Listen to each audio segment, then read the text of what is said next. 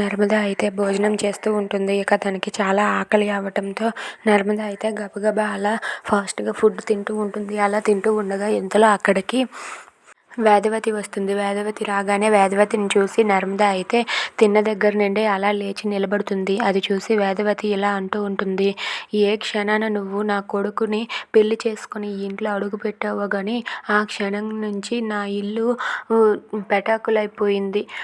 పంజరంలో దాక్కుని ఉన్న గూటిలో దాక్కుని ఉన్న పక్షుల్లా ఉండేవాళ్ళం. అలాంటిది ఇప్పుడు ఒక్కొక్కరు ఒక్కొక్క వైపు ఎగిరిపోతున్నారు. నువ్వు చేసిన పనికి ఇప్పుడు నా ఇల్లు ఇలా బోసిగా ఉండిపోయింది.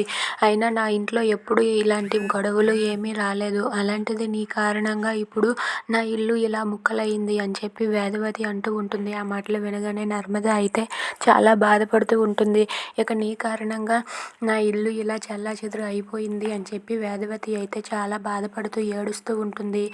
అది విని అక్కడ ఉన్న నర్మద కూడా చాలా బాధపడుతూ ఉంటుంది. ఇక వేదవతి అనరాని మాటలన్నీ అంటూ ఉంటే అది విని నర్మద అయితే కామ్గా ఉండి ఏడుస్తూ ఉంటుంది. Thanks for watching friends, please subscribe.